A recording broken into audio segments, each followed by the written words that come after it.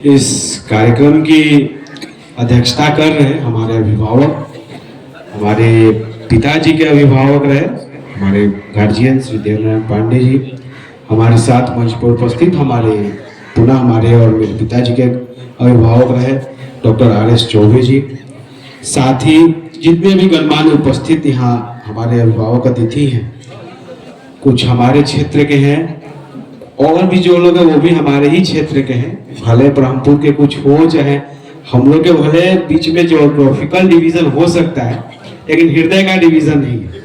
आप लोग का जो प्यार आशीर्वाद हम लोग को मिलता है, तो हम लोग को जब आते हैं तो पता ही नहीं चलता कब शाहपुर में है, कब ब्रह्मपुर में है, कब डुमरांव में। तो ये जो आप लोग का अपार प्रेम स्नेह जो मिलता है, उसको हम शब्दों में वर्णित नहीं कर सकते। बस आप लोग के प्रति आभार व्यक्त करते हैं, धन्यवाद देते हैं। साथ ही जितना हमने के जाए गांव के पंचायत के मौसी लोग वालों दीदी लोग वाल सबके भी गोड़ लागत नहीं और वो सबके आशीर्वाद मांगत नहीं। हमने के जितना अभिभावक वालों भाई लोग वाल और वो सबके भी हमारे प्रणाम बा। चूंकि अभिनंदन समारोह और विधायक के का अभिनंदन समारोह, अभिनंदन समारोह को हमार ना आज जैसे कि हमने के भैया का नहीं है, जब हमने के चुनाव परिणाम आई चाहे जब चुनाव लड़त रही जा, हर व्यक्ति अपने आप के प्रत्याशी मान के लड़त रहे। जब जीत भई तब भी सबके ऊपर लागल कि हाँ हम जीत गई नहीं। ये अभिनंदन भी जो बात सबके ऊपर बात को हमारे व्यक्तिगत नहीं के, हमरा खातिर हर एक व्यक्ति के सम्मान हमरा जितना अधिकार मिलल बा, हम समझता नहीं वो अधिकार रहा सब लोग खातिर समान रूप से हम लोग सबके स्थापित करता नहीं, समर्पित करता नहीं। कभी भी अपना कभी हमरा से कभी ऐसा नहीं कि सोचे के कि विधायक हो गए तब इनका कि प्रोटोकॉल फॉलो करे के बाद चाहे बहुत ज्यादा जो प्रक्रिया हो तक पहुंचे के बाद इस सब के मिटावे खातिर ही हम आयल बानी। रउआ सबके जौन अधिकार बा पूरा हमरा एक समान बा। रउआ सब जब चाहब जैसे चाहब जौन चाहब बस न्याय संगत होके के चाहिए ओकरा के हमनी के करब जा बिना कोनो भेदभाव के। हम पूर्व में ही कहनी चुनाव तक पक्ष विपक्ष होला, लेकिन चुनाव जीतला के बाद जनप्रतिनिधि के दायित्व समस्त जनता के प्रति होला। ऐसा नहीं कि खाली एक पक्ष के काम हो एक पक्ष के ना हो। जे भी हमनी जौन भी मामला हमनी के संज्ञान में आई ओकरा प्रति हमनी के पूरा ईमानदारी से काम करब जा, ओकरा में कोनो शिकायत के मौका ना देंगे। पिछला चुनाव में जब हमनी के लड़त रही जा तो परिणाम के बहुत ज्यादा सोचला बिना हमनी के हर दिन मेहनत करत रही जा। बहुत ऐसा अभिभावक के भाई लोग के आशीर्वाद मिलत रहे, उन लोग हमनी से ज्यादा उत्साहित रहे लोग चुनाव में निरंतर बहुत मेहनत कई लोग। ये जीत रउआ सबके है, ये जीत हम रउआ सबके समर्पित करतानी और जैसे खोजब सब है तैसे हम रउआ सबके सेवा में खड़ा रह कि अपना वादा करता है। आज आवे में विलम्ब भी हो गई, चूंकि आज हमनी के भारतीय जनता पार्टी के राष्ट्रीय कार्यकारी अध्यक्ष नितिन नवीन जी के पिताजी के पुण्यतिथि के कार्यक्रम रहेला, तो कार्यक्रम कैला के बाद हमने के पटना से नहीं आजा। ऐसे हम पहले ही कले रही भाई तनी हमरा लेट हुई, ओकरा खातिर माफी मांगत आनी। ज्यादा कुछ कहे के नहीं के प्रिंसिपल साहब जो बात करनी है तो हम जब बैठल बनी है हम सोचत रहनी है जो नहीं अल्बेस्टर वाला जो रूम भाई कोना प्रक्रिया कौन काम में आवे एकरा खातिर हम सोचत रहनी है। साथ ही मने मन हम सोचत रहनी है कि अगर ये कैंपस के बड़ कर दियल गई रही हम तो पूछे वाला नहीं है मामा लोग से कुछ जमीन पर दे दी सब है ओकरा के बनवाओ जाए, लेकिन ये हमारे जानकारी मिलल कि विद्यालय खातिर कहीं सरकारी जमीन ऑलरेडी अवेलेबल बा, वो मिलत कहे नहीं के प्रक्रिया के हम जांच करवाई और निश्चिंत रही 5 सालों में विद्यालय के बदल स्वरूप और बल स्वरूप जो जमीन बा उपलब्धि तो सबके हम वादा करते हैं। बच्चन के पढ़ाई लिखाई के मामला में कोनो कॉम्प्रोमाइज हम बर्दाश्त ना करब, कभी भी बर्दाश्त कैले भी नहीं किए, भविष्य भी ना करब। विद्यालय एक मंदिर के समान हमनी के संस्कृति हमनी के धर्म कहेला के मानल जाला। विद्यालय के मान सम्मान और गरिमा तो कोनो आँच ना आवे दे एक भी वादा हम सबसे करत है। हमनी के जैसे कि अभिभावक रनिया हमनी के गार्जियन राजेंद्र तिवारी जी कहनी है कि विद्यालय में पूर्व में कुछ त्रुटियां कुछ गड़बड़ी भइल बा, ठीक बा जब होत रहे तब हो गई। जौन व्यक्ति के प्रति मन में शिक्षा के सम्मान ना रही उनका से बहुत ज्यादा हमनी एक्सपेक्ट भी ना करनी जा, लेकिन शिक्षा के महत्व का बा जीवन में ये हमनी के जानता नहीं जा। हम अब तो फिर भी नीतीश जी के देन है कि विद्यालय के कैंपस और विद्यालय के भवन लौके लागत दादा ये बिरले ही क्षेत्र में कहीं कहीं एक आध गिनल जुड़ल विद्यालय 2005 में पहले रहे। हमनी के जब अपन पढ़ाई के शुरुआत कैले रही जा, हमारे पूरा मठिया पे वो शंकर जी के मंदिर बा, ओही में टेंट टाट पलानी के ओमे 2-3 गो रूम बनल रहत रहे। हमार पूरा गांव जाके ओइजे पढ़त रहे। हमनियों के पढ़ाई लिखाई के शुरुआत ओइजे से कैले रही जा। लेकिन समय धीरे धीरे बदलल, परिस्थिति बदल चुकल बा। आज के डेट में बिहार सरकार हर एक परिवार तक शिक्षा रूपी दीपक जलावे खातिर प्रयत्नशील बिया। बहुत हद तक सफलता भी मिलल बा, लेकिन ओकरा के एक नया लेवल पे ले जाए के जिम्मेदारी हमनी के मिलल बा। तो बच्चन के पढ़ाई लिखाई के जिम्मेदारी लोगों से छोड़ दी और बच्चा हमनी के छोट भाई लागी बहन लागी उन लोग के बेहतर और क्वालिटी शिक्षा दिहल हमार जिम्मेदारी बा। हमारा पे छोड़ दी कि कैसे आवेला समय में एकरा के हम धरातल पर उतार कर दिखाए। अपना लोगों सबसे हम आशीर्वाद मांगता नहीं, जैसे रवा से चुनाव में आशीर्वाद दियानी, विश्वास जतौनी, कुछ दिन और विश्वास करी। हम क्षेत्र के एक मुद्दा के जानत नहीं। हमने के 10 साल विपक्ष में बितौले बानी जा, एक मुद्दा से हम लोग के वाकिफ बानी जा। बहुत सारा हम लोग कंप्लेन आवेला, फलना ब्लॉक में ही समस्या बा, फलना ब्लॉक में ही समस्या बा। तो हमनी के कोनो बाहर के नहीं जाना, हमारा इहो पता है कि ब्लॉक में कौन कर्मचारी ईमानदारी से काम कर ले, तो ये भी पता बा कि कौन कर्मचारी के संगे भ्रष्टाचार के पूरा पोर्टफोलियो चलेला। ये हमरा से छुपल नहीं के। लेकिन हम चुनाव बीतला भी 1-1.5 महीना भइल बा परिणाम के। अब सबके के पर्याप्त समय देले बानी, बिना हमारा कहले अपन बुद्धि व्यवहार में रहो सब परिवर्तन ला दी। तो बाकी हमनी के बदले आई जा तो भरी हमनी को कोनो बहाना ना सुनोगे। बदले के तो रहो पर नहीं बा, या तो स्वेच्छा से बदल जाई या तो हमनी के बदल दे जाए। एमे बिल्कुल भी भ्रम नहीं के रखेंगे। बहुत लोग कहता विधायक जी अभी कुछ कहत नहीं कन फलना फलना। अरे जब हमारा कहे के पड़ जाए तो ऐसा बोले कि इस बात का ऑप्शन ना रही। लेकिन समय दिया बा, समय रहते चेत जाई सब है। गरीब जनता के हमारे लगे निरंतर फोन आवेला, क्योंकि कागज पत्र जमीन पे सब सही बा, फिर भी कहता हतना का ब्लॉक में अगर बैठल कर्मचारी मुंह से ना बोलस करना चाहिए, अंगुली दिखावे हतना। एगो बहुत गरीब आदमी हमारे क्षेत्र के फोन कैले, लेकिन देखी ना बाबा जाता नहीं, बहुत दिन से कागज पत्र सब सही है बा, लेकिन कुछ कर्मचारी बोलत नहीं गए, का कहेला लोग तब अंगुली दिखावे लेके हतना चाहिए। अब कहले अच्छा ठीक बा, उस सबके भी हिसाब कही जाए। लेकिन हम कैमरा के माध्यम से विनम्रता पूर्वक आग्रह करते हैं, जब आपका मुखिया चोर था तो आप चोरी करते थे, लेकिन हम लोग को 1 रुपया नहीं चाहिए, पहले बता दे रहे। लेकिन अगर बदले में हमारे क्षेत्र के लोगों को सताइएगा तो परेशानी आपके पास घूम फिर कर आएगी। इस कैमरा के माध्यम से लोगों को हम बता देना चाहते हैं, जब लोग ब्लॉक में जाए, थाने में जाए या किसी भी सरकारी कार्यालय में जाए, उनके मान सम्मान और व्यवहार में कोई कमी नहीं आनी चाहिए। ये मेरा आप लोगों से आग्रह है। हम खुद सभी लोगों को मान सम्मान देते हैं, कोई ऐसा व्यक्ति नहीं है क्या कर्मचारी जिसको कह दे कि जिसके साथ हम लोग कभी बात किए हो या किसी के प्रति अहंकार प्रकट किए हो। ये बेसिकली मेरा उन लोगों से आग्रह है कि समय रहते व्यवहार में परिवर्तन ला लीजिए, तो फिर जो कार्रवाई होनी है वो तो होगी ही। आप लोग इस बात को कान खोलकर सुन लीजिए। कोई भी अगर कर्मचारी का, अगर मैं आपके कैमरा के माध्यम से कर्मचारियों से भी आग्रह करना चाहते हैं, मेरा फोन अगर आपके पास जाए तो आपके कार्यों की तारीफ करने के लिए जाए, ना कि आपके कार्यों की शिकायत के लिए। इस बात पे ध्यान दीजिएगा आप लोग। अगर हमको कंप्लेन करने के लिए फोन करना पड़ जाए तो इसका परिणाम बहुत बुरा होगा। हमारा आप चाहते हैं कि हम आपसे बात करें, आपके द्वारा किए गए कार्यों की तारीफ करने के लिए बात करें, ना कि आपके शिकायतों का पिटारा लेकर हम आपसे बात करें। ये हम स्पष्ट कर देना चाहते हैं। बागे क्षेत्र के विकास खातिर ऐसा कोनो बात नहीं है कि हमारा बतावे के बा कि कौन रोड आधा छूटल बा, कौन रोड के जमीन नहीं है, कोना विद्यालय के भवन के जरूरत नहीं है। लगभग हमनी के जाना तानी जा। लेकिन लोग सब गार्जियन लोग से इतने आग्रह बा, समय दर समय बात के रिमाइंडर हमारा तक भेजत रहो, हम खुद आगे घूमत फिरत रहो। जौन जरूरत लागे रहो सब हमारा के बताई। महीना में 1 दिन 2 दिन हम अपना गाँव पे भी उपस्थित रहो, जेकरा जौन समस्या हो लेके आ सकता, हमारा के बता सकता, ओकरा के हमनी के समय रहते सुनवाई करब जा। एकरा में कोनो प्रकार के कुताही न बरतब जा। ई रउआ सब जो जिम्मेदारी देले बानी, आशीर्वाद देले बानी, ई रउआ सबके सेवा करे खातिर हमनी के मौका मिलल बा, ओकरा में हमनी के कोनो बहानाबाजी ना करब जा। रउआ सब खातिर दिन रात दुपहरिया हमनी के सेवा में उपस्थित रहब जा। और पिताजी के बहुत सारा कार्य हम बैठो रहनी है तो सुनत रहनी है, कुछ जानत नहीं, कुछ ना जानत रहनी है।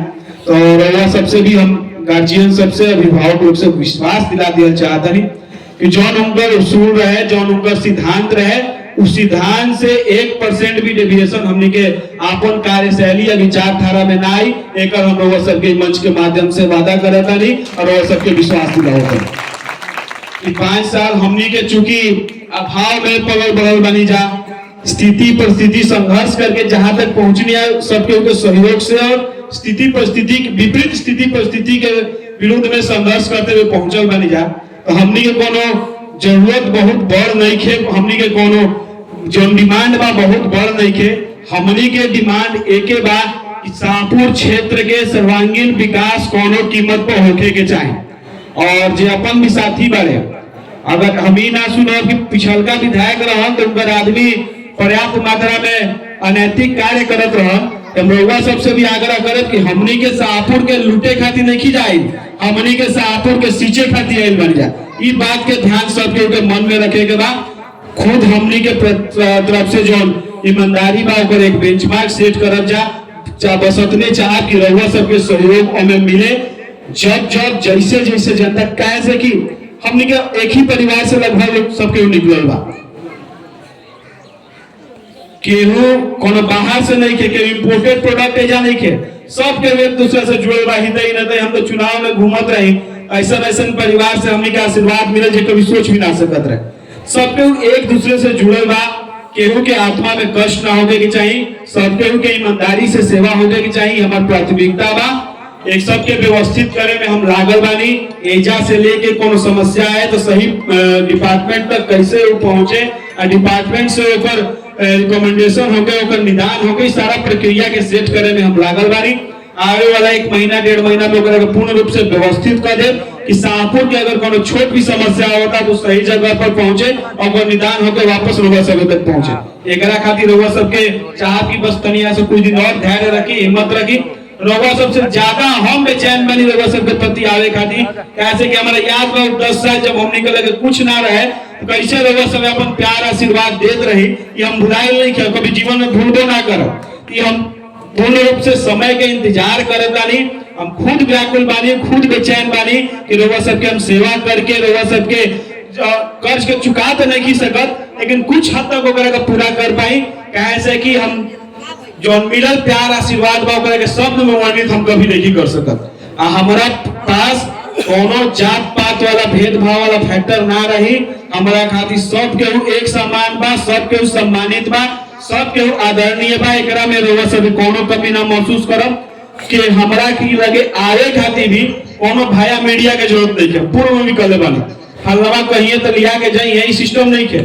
रउआ डायरेक्ट हमरा लगे आई, कोनो समस्या होके जायज समस्या जो होई ओकर निदान कइल जाई, जोन कानूनी रूप से सही होकर के पूर्ण रूप से प्रयास करके ओकरा के निदान करवाइए दिया जाए। लेकिन एमे रउआ सबके भी सहयोग हमरा चाहे। आज हमनी के ब्रह्मपुर क्षेत्र से जितना भी अभिभावक आइल बा उन लोग के प्रति भी विशेष रूप से आभार बा।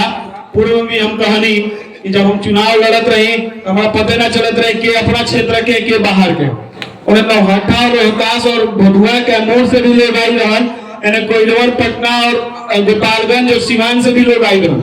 इस सब लोग के उम्मीद जो उपस्थिति रहे दर्शावत रहे कि उन लोग के हमनी से उम्मीद जुड़ल बा। वो कोनो लोग लालच में बुलावल लोग ना रहन। हम तो बहुत लोग फोन भी ना कैले रहे, लेकिन उन लोग भी आके अपन जीवन के 1 दिन 2 दिन 4 दिन 5 दिन बिना कोनो लोग लालच के शाहपुर में व्यतीत कैनी। ई दर्शावत है कि उन लोग के उम्मीद बा कि लड़का जौन बा कुछ अच्छा कर सकता। तो हम अतने आश्वस्त करब जो बहुत लोग जब उपस्थित भी नहीं के लोग आश्वस्त कर दिया चाहता नहीं कि जौन उम्मीद और जौन लक्ष्य और जौन एक भविष्य के कामना के लेके रहो सबे हमरा के ओमे आशीर्वाद देवे आई नहीं, ओकरा में 1% के भी आँच ना आवे दे कि हमार वादा बा मंच के माध्यम से। और क्षेत्र के जो विकास के मुद्दा बा, चूंकि ये कोनो ऑफिशियल मीटिंग ना रहा, प्रिंसिपल साहब की हम बात को सुननी है। आपसे भी आग्रह है कि आप इसके सुप्रीम अथॉरिटी हैं, इसमें किसी प्रकार की दलाली प्रथा को आप बंद कीजिए। इसको हम कभी बर्दाश्त नहीं करेंगे। यहाँ के बच्चों के भविष्य में अगर कोई 1 पैसे का भी अगर ऊंच नीच करने का प्रयास करेगा तो उसके साथ सख्ती से निपटा जाएगा। इस बात को हम आपको बता देना चाहते हैं। विद्यालय में सिर्फ और सिर्फ पढ़ाई होनी चाहिए। बच्चों को कैसे बेहतर एजुकेशन मिले उस पर आप रिसर्च कीजिए। जरूरत पड़ेगा तो हम लोग भी अपना कुछ रिकमेंडेशन देंगे, लेकिन बच्चों के हक का कोई अगर हकमारी करेगा तो उसके साथ परेशानी होगी, ये आपको हम बता देना चाहते हैं। बाकी भवन निर्माण से रिलेटेड जो चीजें हैं उसको हम देख लेंगे, उसको बहुत ज्यादा चिंतित नहीं होना है। और कहीं कोनो बाबा रहे हैं, कोनो रोड के समस्या को होत रहे हैं, एकरा खातिर हम व्यवस्थित बैठत हैं, एकरा का हम व्यवस्थित करवाई। रउआ सबे बताई चुनाव में रउआ सबके योगदान बहुत रहल बा, पूरा देश में चर्चा बा कि नीतीश जी के दोबारा सीएम रउआ सबके आशीर्वाद से बनल रहे। तो रउआ सबके मान सम्मान में कमी तो हम ऐसा ना आवे देती, लेकिन भविष्य में भी कोनो जरूरत लागी तो अपन बेटा अपन भाई जान के हमारा कहब सब है, इतना अधिकार रउआ सबके अधिकार अपन समझता नहीं नो, आशीर्वाद देव सब है ना, ठीक बा। जो आशीर्वाद रउआ सबके मिलल बा, हम तो रउआ सबके रूप में अपन माता जी के देखे रही, कोनो हमार माइयो ढेर पढ़ल लिखल ना है, चौथा पांचवा तक पढ़ल रही। हम पूछनी है खाली हमने के जब बोकारो में पढ़त नहीं जाए, स्कूले जात नहीं जाए, इंग्लिश मीडियम स्कूल रहे, तो जाके साइन अंग्रेजी में करे के रहत रहे। तब छोट रही है तो पूछनी जाए माई ते काहे ना अंग्रेजी में साइन कर ली, तो माई कहे कि हमने के विद्यालय में अगर पांचवा छठवा के बाद अंग्रेजी के पढ़ाई शुरू होत रहे। वो दौर से निकलल रउआ सब लोग बानी, रउआ सबके मान सम्मान हमने के मन में बा, लेकिन वो दौर बदल गइल बा। अब शिक्षा के बिना केहू के जीवन के हमने के आकलन भी सोच भी नहीं की जा सकत। तो रउआ सबसे आग्रह बा, बेटा के तो विद्यालय भेजते बानी, लेकिन बेटी लोग के भी विद्यालय भेजी, उन लोग के भी जीवन में पढ़ाई के बहुत बड़ जरूरत बा। बच्चिन के पढ़ाई में तनिको लापरवाही नहीं करे के, राउर बेटी हमने के बहन है, उन लोग के सुरक्षा का जिम्मेदारी हमार रही। और राउर बेटी घर से विद्यालय आवत आ रही है, विद्यालय से घर सुरक्षित पहुंचत आ रही, एक जिम्मेदारी हमार रही। बीच में उन लोग के 1% के भी आँच नहीं रउआ सबके विश्वास दिलावता नहीं। तो हम चाहब कि जो बच्चन के सहभागिता होकर विद्यालय में जितने बॉयज हो उतनी ही लड़कियां भी हो, क्योंकि बच्चियों को भी पढ़ाना, उनको शिक्षित करना बहुत ज्यादा जरूरी है। बेटी के भेजब समय पड़ेगा दिनों, हाथ उठाइए जैसे बोली सब भेजब समय नो, जहिया हर घर से बेटा बेटी के भेदभाव मिटा दिया जाए, बहुत हद तक कम हो गई बा, जड़ से और खत्म हो जाए। सच में जो हमनी के एक विकसित समाज के सपना देखले बानी जा, ओकरा के सही मायने में हमनी के धरातल पे उतार पाई जा। कहे खातिर तो बहुत कुछ बा, बहुत सारा इमोशनल चीज जुड़ल बा। ई गांव के ऐसा लोग बाड़े, हम पहले जब जात रही संघर्ष के दिन में, अभी भी तो चलते बा संघर्ष, रास्ता में के मिल जाए तो रुक के पॉकेट में 2-4 से डाल देते रहे, बबुआ ले जिया कहाँ से करबो, उ सब भी याद जुड़ल बा। ये हमने के जीवन में कभी ना भुलाई जा, लेकिन उस समय आ गई बा कि हम रउआ सब खातिर कुछ कर पाई, ओमे रउआ सबके मार्गदर्शन चाहिए। जौन भी जरूरत लगे एक बार हमारा के याद करब, हम रउआ सब कभी निराश ना होके दे। अपने कहा के वाणी के विराम देता नहीं तो ममहरे है, तो ममहर से तो हमेशा मिलल रहल बा। भविष्य में अब जरूरत बा कि हमनी के ममहर में कुछ सेवा कर पाई जा, हमारा अच्छा लगी, हमारा अपने आप के गौरवान्वित महसूस करब जब रउआ सब हमरा से कहब कि हई काम है गांव खातिर करे के बा, हई पंचायत खातिर करे के बा। अपने कह के हम प्रतीक्षा करब कि कब रउआ सब के डिमांड आवत। हमने गार्जियन दूगो बैठल बानी, हमनी के शिक्षक मार्गदर्शक हमनी के रामाशंकर मिश्रा जी और धुरेश्वर पंडित जी, यहाँ सब के सामने बोले के तो हमनी के क्षमता नहीं के, क्योंकि यहाँ सब तो पिताजी के मार्गदर्शन देते रहे, कुछ गलती होते तो समझाते रहे कि ना गलत बात तो गलत बा। तो रउआ सबके गांव के पंचायत के विद्यालय के समस्या से हम वाकिफ बानी, लेकिन रउआ सबके मार्गदर्शन भी चाहिए। भले हमने के कोनो जगह पर पहुंच गए बानी जा, लेकिन अनुभव रउआ सबके लगे बा। हम चाहब कि रउआ सबके अनुभव हमनी के मेहनत के साथ कोऑर्डिनेट करके काम करें और क्षेत्र के उज्जवल भविष्य के निर्माण में हमनी के अपन योगदान दी जाए। हमारा उम्मीद बा कि रउआ सबके आशीर्वाद मिले। बहुत बहुत धन्यवाद, पूरा सबके गोर लागतानी, प्रणाम करतानी। और एक चीज और कहब, रउआ सब हमार स्वागत अभिनंदन तक पिछला 10 साल से करतानी, चुनाव के पहलू कैनी, चुनाव के बादो कैनी, लेकिन एगो छोट मौका हमरो के दी। 4 तारीख के शाहपुर ब्लॉक जो परिसर बा ओमे हमनी के रखले बानी जा कि जे भी चुनाव में लोग मेहनत कई, बहुत लोग सबनी के मुलाकात ना हो पाई, उस सब लोग के कैमरा के माध्यम से रउआ सबके हम आमंत्रित करतानी कि 4 तारीख के शाहपुर प्रखंड कार्यालय में रउआ सब आई, रउआ सबके स्वागत अभिनंदन करे के हमरा के एक बार मौका दी। और ये स्वागत अभिनंदन भले कोनो पुष्प गुच्छ या अंगवस्त्र के माध्यम से हो, लेकिन 5 सालों तक रहुआ सबके सेवा करके स्वागत अभिनंदन हम ये करत रह जा। बस कैमरा के माध्यम से, मंच के माध्यम से निमंत्रण दिया चाहत रहिया। और बाकी जो गांव की समस्या हुई हम चाह कि जे गांव के जुड़े लोग बालो वो लोग हमरा के लिखित रूप में दे, ताकि ओकरा के हमनी के प्रॉपर सिस्टम में डाल के ओकरा पर काम कर सकी जा। पुनः जो गार्जियन हमनी के ब्रह्मपुर क्षेत्र से, अलग अलग क्षेत्र से भी आई बड़े, रउआ सबके लगे भी हम आई, तो समय के व्यस्तता चलता, एगो काम स्टेप बाय स्टेप निपटाओ तनिया, लेकिन हमनी के इच्छा बा रउआ सबके गांव में भी आई, कैसे कि ऐसा कभी हमरा आज तक महसूस नहीं किया है कि हम कब शाहपुर में बानी और कब ब्रह्मपुर में बानी। हम आई रउआ सबसे भी आशीर्वाद लेवे आई, और रउआ सब ऐसे ही अपन आशीर्वाद जिसे देले बानी हमेशा हमरा के देत रही, अतने आग्रह बा। पुनः सबके गोर लगत बानी, प्रणाम करत बानी, बहुत बहुत धन्यवाद। भारत माता की, भारत माता की, बहुत बहुत धन्यवाद। और शाहपुर जो आज बा एकरा से कई गुना ऊपर ले जाए के लक्ष्य हमनी के आने वाले 5 साल में बा। एकरा में रउआ सबके सहयोग चाहिए और मार्गदर्शन चाहिए। हमनी के आने वाले समय में शिक्षित, सुरक्षित और विकसित शाहपुर के जो लक्ष्य निर्धारित कैले रह जा, ओकरा में निसंदेह लक्ष्य के हमनी के प्राप्त करब जाए। बहुत बहुत धन्यवाद, सबके प्रणाम।